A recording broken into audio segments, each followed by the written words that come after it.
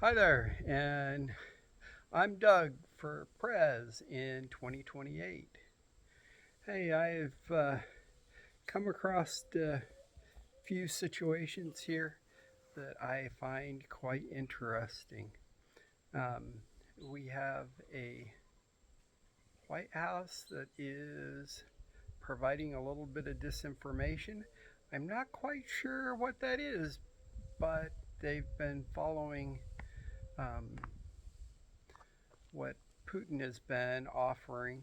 And now we're finding out that our own military intelligence is starting to provide something different. Now, I could be totally off here and say the left wing media is feeding me a bunch of BS and say that, hey, it's not all, you know, the fault the, the right wing media or what the White House is saying, but unfortunately, I'm getting it from international sources as well.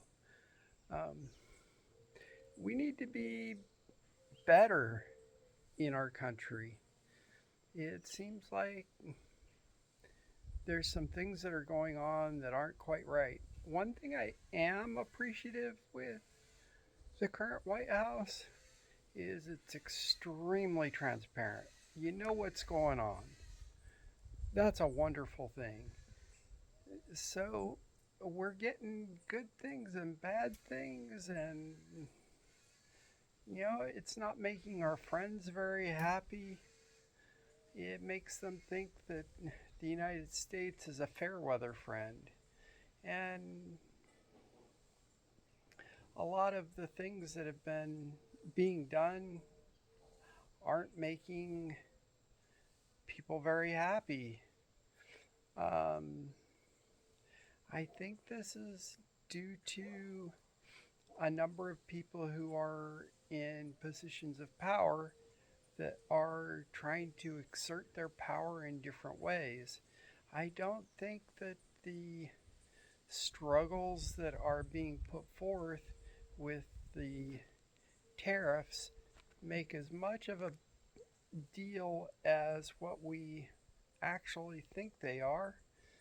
Um, they are going to affect some areas of the economy, absolutely. But, is it going to prevent somebody who wants to buy a Range Rover from buying a Range Rover? No. Is it going to stop somebody from buying a Lamborghini that wants a Lamborghini? Not in the least.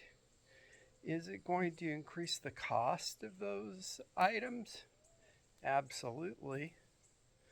But if they decide that they want a Jeep, well, it might lower the price of those items, provided they're made here in the United States. Um, so there's good and there's bad. On the other hand, if you're selling Jeeps in Great Britain and somebody in Great Britain wants to buy a Jeep, it might not be as a good a deal to buy a Jeep as it would be to buy a Range Rover. You know, the consequences for trade are real. The benefits of trade are real as well. But we live in this global economy that is so different from when it was originally um, developed back in the 1770s.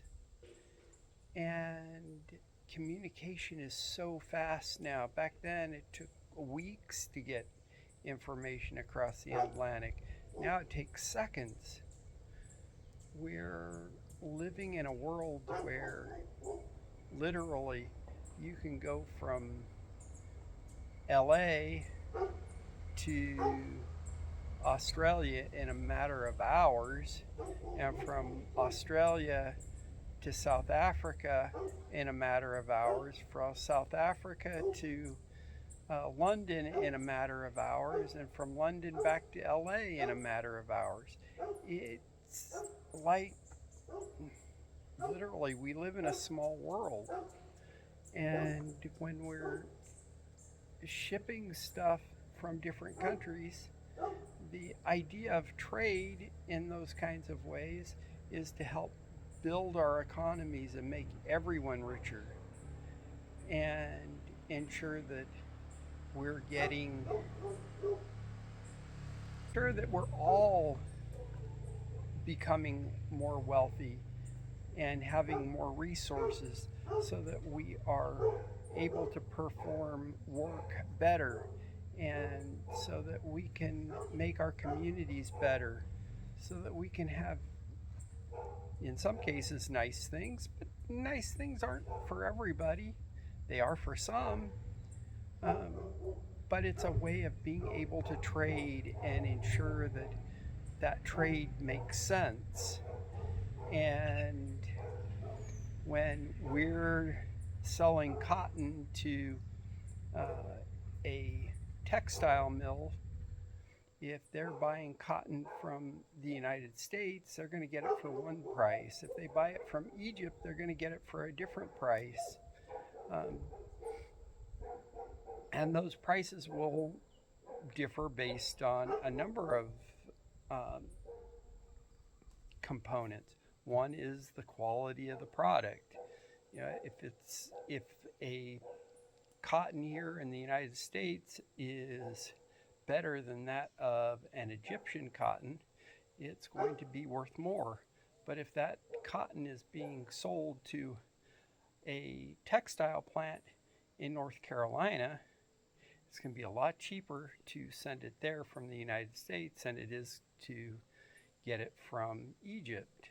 On the other hand, a textile mill in Egypt is going to spend a lot more on cotton from the United States than it is for cotton from Egypt. Those things make sense. But then when you start looking at the vast areas of how trade works, if we're producing products that help us to sell more, so let's say that we produce 20 units of cotton and 10 units of cocoa beans, and it's being sold into Tanzania, and then Tanzania is taking those products. Tanzania is taking those products and they're manufacturing them into new products, fabrics and such.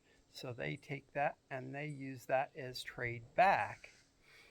And so they're needing to get more money for that product because it's a processed product. But now they can sell that product to other different countries as well. And so they're going to get a different price.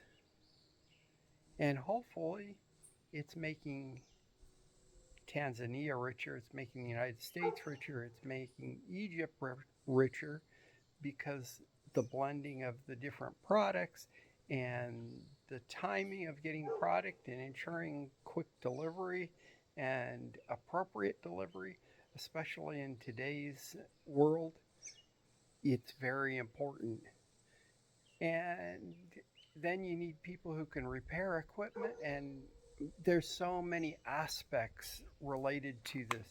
But tariffs are just a piece, and we can't just tariff everything to death just because, so that we have jobs in a specific area.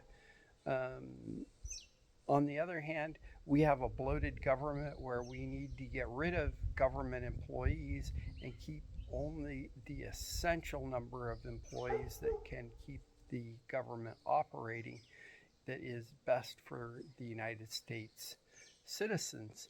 And by doing that and having government do the constitutional role instead of what bureaucrats think the roles are, we'll save hundreds of billions of dollars every year.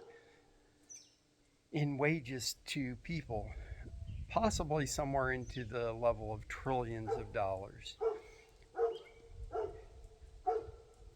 And that will help in getting jobs going from non-productive jobs to productive jobs. Productive jobs create products and things that can be sold that make industry work. Non-productive jobs cost industry money and put a lot of bureaucratic red tape that costs money. Nobody wants a cost center. Everybody wants a profit center. Yes, we need some cost centers. It's important to have some of those cost centers. And some of those cost centers can actually make you money. But again, they're a cost center and they have to be evaluated for what they can actually do. Hey, I'm Doug for Prez. And if you like this channel, please subscribe. Hey, share this content with others. See how they like it. I'm here, running here, and it's going to take a lot of money. And I'm going to be starting to do lives here. I anticipate first live will be Monday. Today's the 20th, so I believe that's the 24th, Monday, and that will be at 7 a.m. Eastern time. And it's been a long time coming, but I have promised it. And I was hoping for Friday, but that's not going to work. So Monday the 24th at 7 a.m. Eastern time. And we'll be going from there. And hopefully you can join me. Otherwise, I'll be talking to myself for a little while.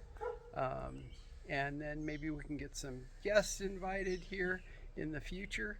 And we'll see how this goes and see if we can build a following here and make this all work. But Doug for Prez 2028, and join with me and be part of the movement.